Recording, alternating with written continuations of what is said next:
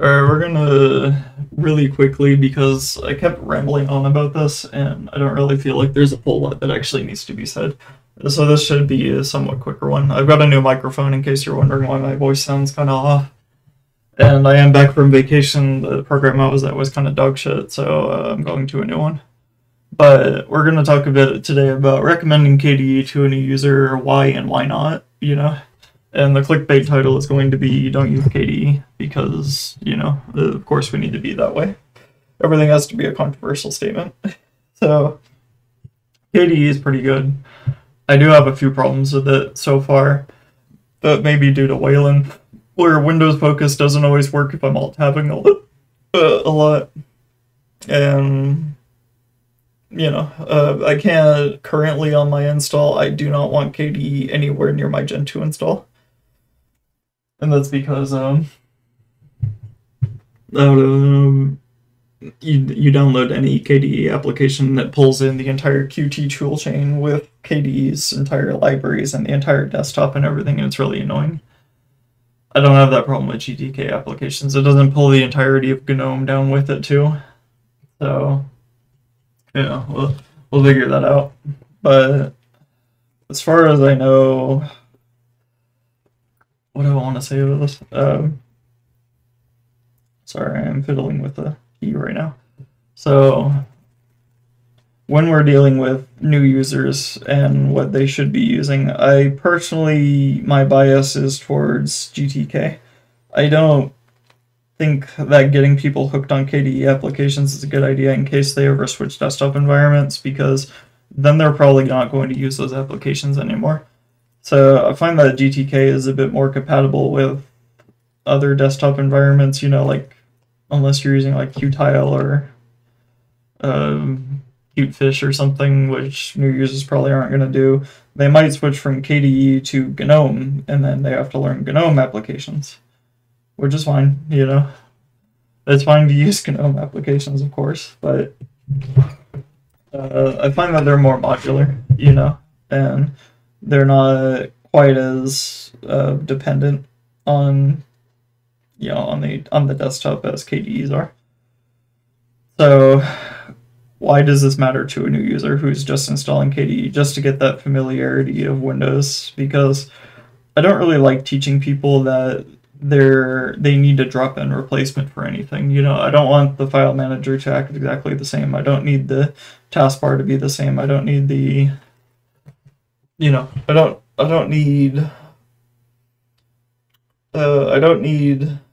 people to be learning that, hey, this is just like Windows, because it's not. Nothing about Linux is like Windows, really. And I feel like teaching them on a desktop environment that sort of mimics Windows is giving them a weird crutch that they just really honestly don't need. Because like you give somebody a Chromebook for work and you say, here, figure it out, they will figure it out, you know, it won't be a problem. But if you, for some reason on their personal computers, they're like, oh, if I don't have everything exactly like Windows, I'm gonna hop right back, you know, and I don't feel like that's a good mindset to have when switching to Linux. Now, the reason I would somewhat recommend KDE is because Kubuntu is a lot lighter weight than GNOME Ubuntu. I don't know what the hell Canonical's issue is, but like it runs slowly on my system, and I've got a fucking beefy ass computer, you know? It's not like the fastest computer in the world, but it's pretty damn fast. So, you know, 32 gigs of RAM, Ryzen 5800X is a good computer. So, everything's on an SSD, of course. And I feel like that when we're teaching people a new operating system, the last thing we should be doing is teaching them is it's like Windows. Anything about it is like Windows. You know, I'm not saying like give them a window manager or anything, but I am saying like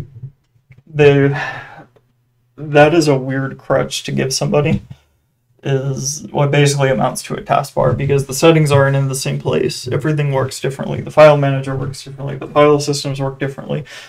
Is it finding applications work differently? Oh, and let's get into fucking Discover. Because Discover is also very good. No, it's not. In fact, it's so bad that the Arch install developers decided to ship it in a broken state so that people wouldn't use it. And, you know, no offense to the KDE developers. I'm sure that they're doing great work, and I'm sure KDE 6 is going to be God's greatest gift to man. But probably not. You know, it's probably not going to change my opinion very much of KDE as a concept, and it's not something that I think new users really need. You know, I don't think that we need to say, or for your first desktop environment, let's give you KDE or Cinnamon, because God forbid if you don't have that taskbar, you're gonna be up shit creek without a paddle. I think people aren't. I do have a video on how people are that dumb where they don't even know how to install Windows, but also I don't think they're dumb enough that they can't operate a cell phone, you know, which obviously doesn't have a taskbar. So like it's the same concept here. It's like you're learning a new operating system. You don't need the taskbar. You don't need things to be designed Windows centric. You know, this is not necessary. And I think that's where I'm going to leave it at this one. I could have gone in more into like how their applications aren't as modular compared to GTK applications, and I may have already talked about that, but these takes start to run together after a bit. But that's really all I wanted to say, is that I just don't think that it's necessary to give new users KDE unless your recommendation is Kubuntu, in which case you're perfectly fine.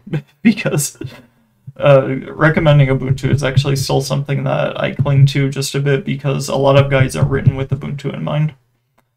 So giving somebody, you know, Ubuntu, but lighter weight and with somewhat more familiarity is a cool idea. Just, I don't want it to get in the way of learning, you know? But that's about it. Thanks.